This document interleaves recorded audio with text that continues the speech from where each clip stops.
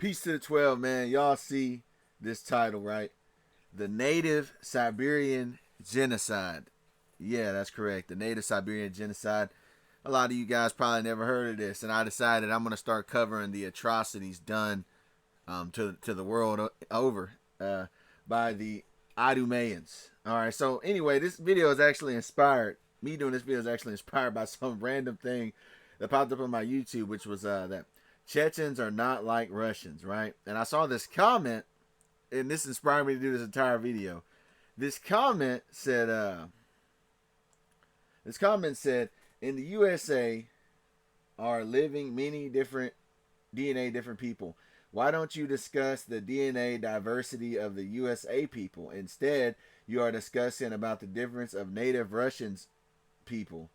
Why didn't you discuss that white Americans, carriers mostly of the R1B Germanic haplogroup, killed and exterminated genocide North American Indians of Q haplogroup, right? So he said, oh, why don't you talk about the Native Americans, the Native American genocide done by the so-called white man? Well, guess what? The so-called white Russian man, he did the same thing in Siberia, which is what this video is going to be about. And that's what made me laugh when I seen that. So let's get into it, man. I'm going to start off with Psalms 59 and 2. Deliver me from the workers of iniquity and save me from the bloody man. And let me tell you something. You're looking at the bloody man on this thumbnail. But anyway, let's get into it, man. So like I always say, I'm going to simplify this. I simplified this for real. If you guys want to get into this, you can do your own research. Because what I did is first, I just basically made my life easier and typed this into DeepSeek AI and said, you know what, name me the Siberian Indigenous Genocide. And after that, I ended up doing my own research because, like I always tell you guys, if you're going to use AI as a source, you always have to fact check whatever it says, which is exactly what I did. But anyway, let's get into it, right? So, Siberian Indigenous Genocide debate and context. The question of whether there was an Indigenous Siberian genocide is complex and depends on definitions, historical context, and interpretation of events. Yeah, it's only complex because we already know who's making it complex. Probably the people who did it. But anyway, right? Siberia has been home to numerous indigenous people, such as the Nenets, the Khanty, the Invanki, the Yakuts, and others. Yeah, there's also something called the Ket people. I think it's spelled K-E-T. For thousands of years, their histories under Russian rule involve significant suffering, but scholars debate whether it constitutes a genocide.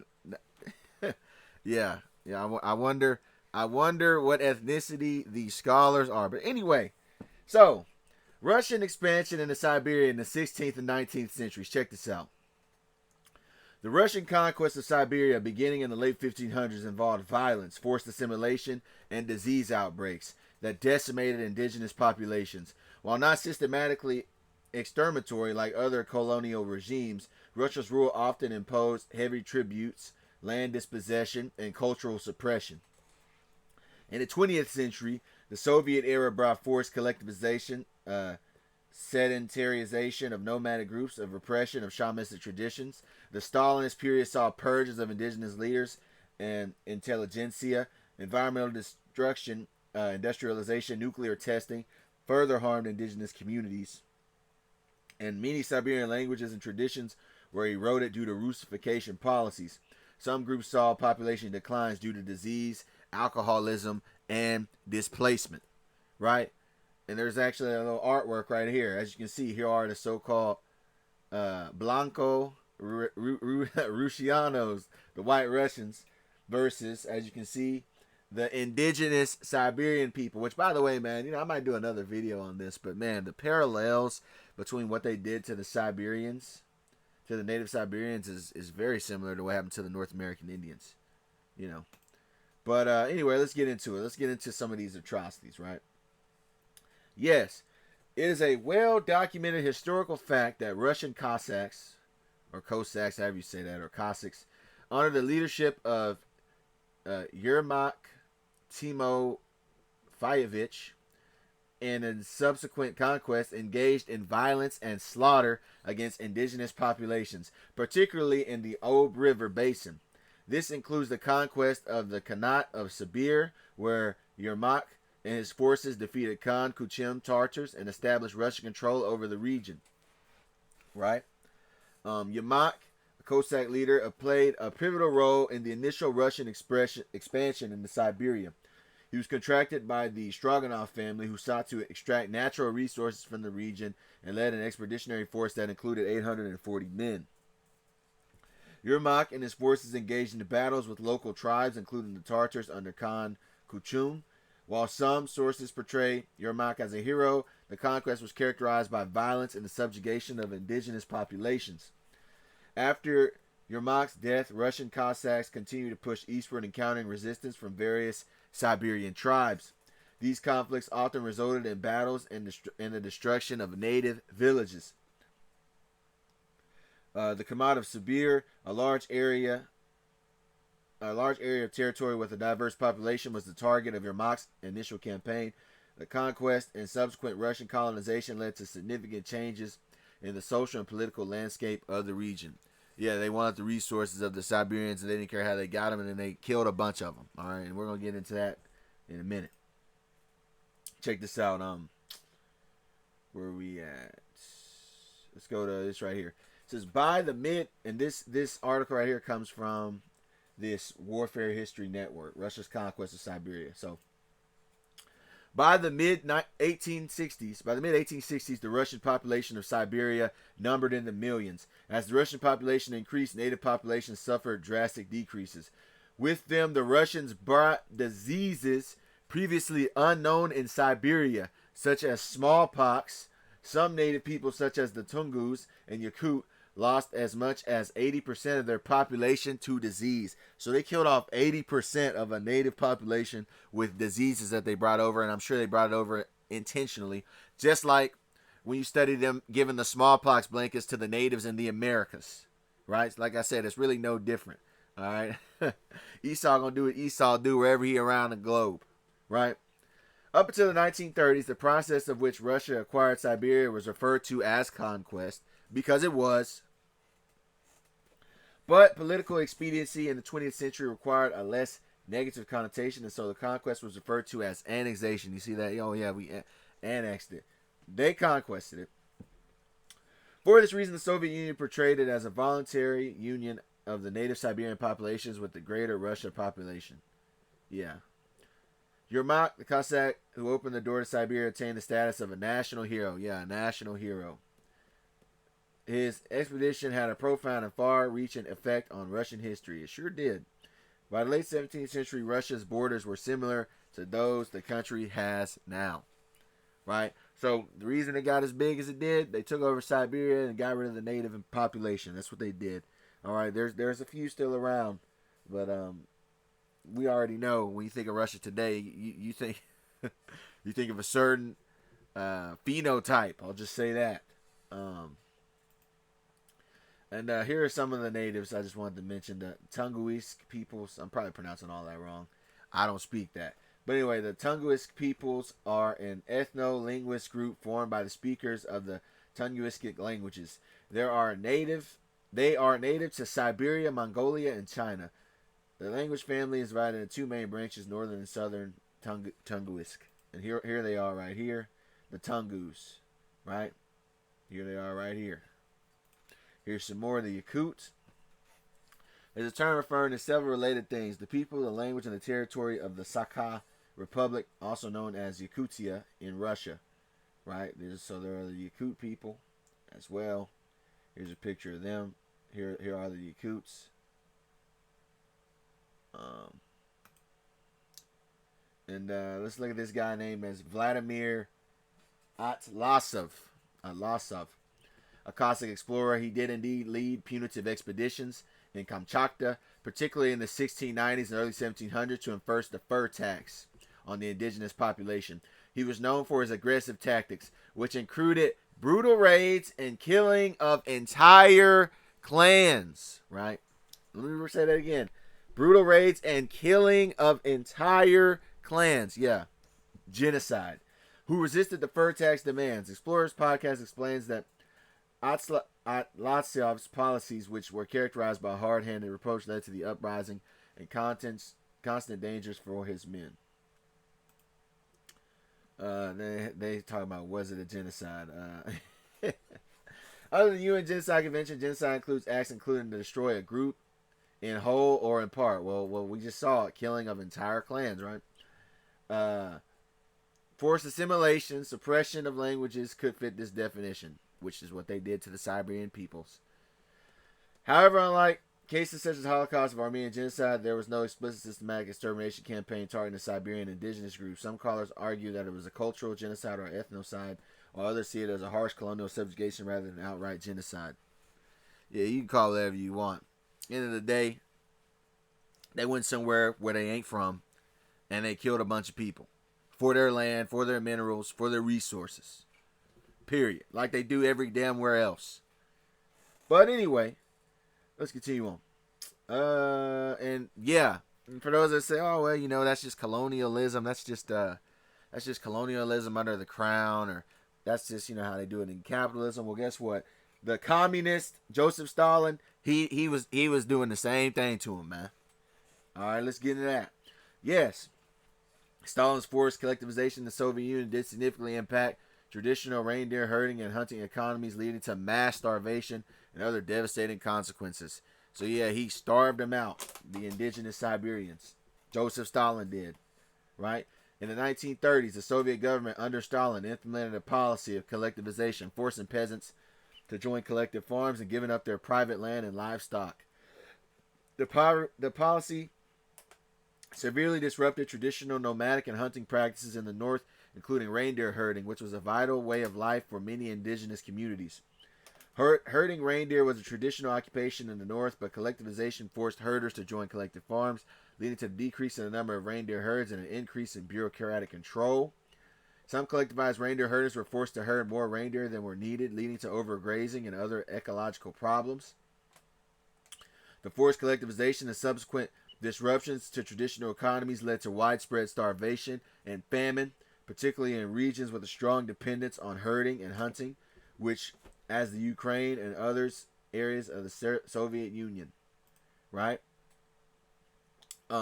During the Soviet era, particularly under Stalin's rule, educated indigenous people in Yakutia and other regions of the USSR were often accused of bourgeois nationalism and faced severe consequences, including execution. So they were executing the educated of the indigenous people, right?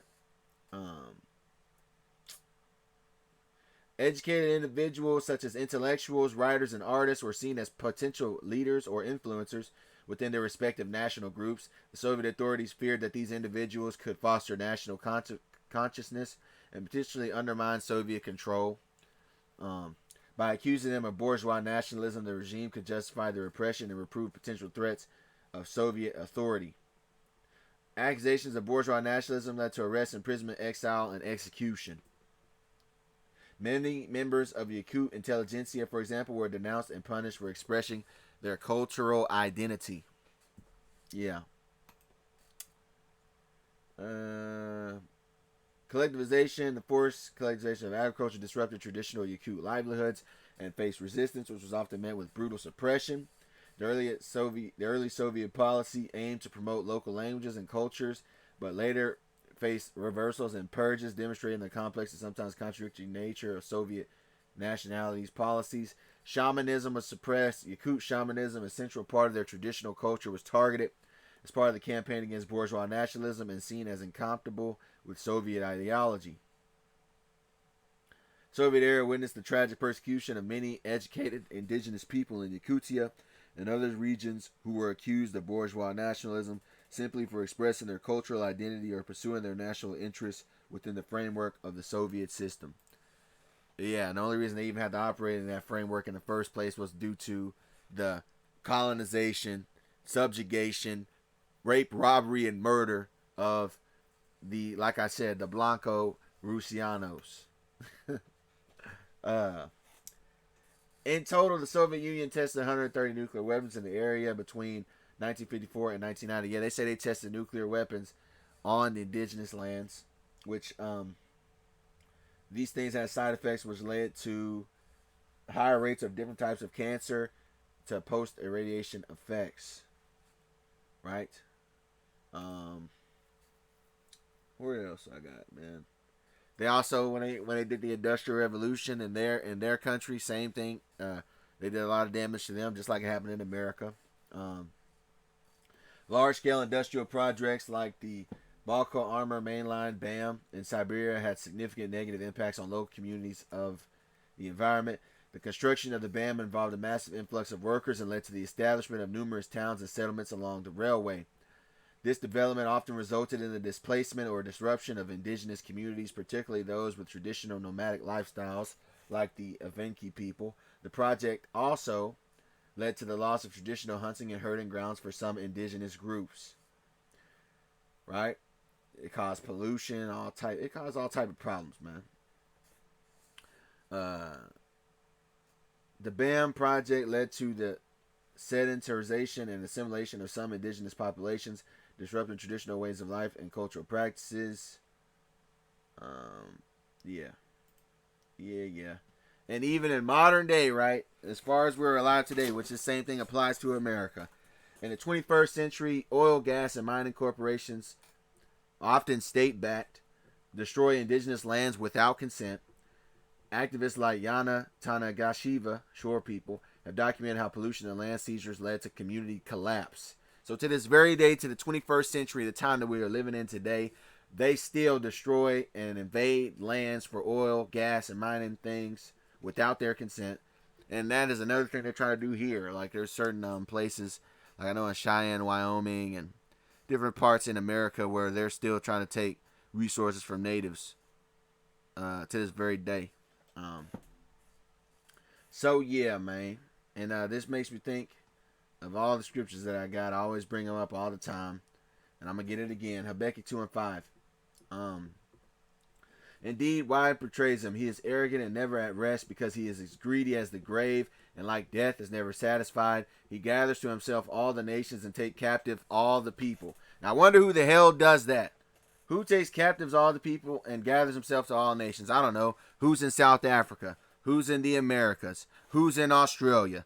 Right? Who's in New Zealand? Who's in Siberia? Right? See, whatever this is talking about. Let's get that. Let's get some more of that. Habakkuk 2:5. Let me start at 4. Behold, his soul which is lifted up is not upright in him, but the just shall live by his faith.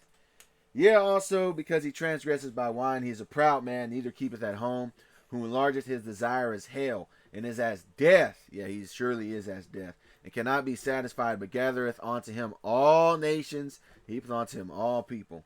Shall not all these take up a parable against him, and a taunting proverb against him, and say, Woe to him that increaseth that which is not his. How long? And to him that layeth himself with thick clay. Right? And it's talking about these damn Edomites, man. Shall they not rise up suddenly, that shall bite thee, and awake that shall vex thee, and thou shalt be for the booties unto them, because thou hast spoiled many nations. All the remnant of the people shall spoil thee, because of men's blood, and for the violence of the land and of the city, and of all that dwell therein. Right? So that is the end result to what's going to end up happening to the Edomite Empire. All right? All the people that they fucked over for all these years, they're going to get turned on by all of them. All right? It also talks about that in Obadiah. Right? I believe it's 1 and 3, I want to say. 1 and 3 through 4, I want to say.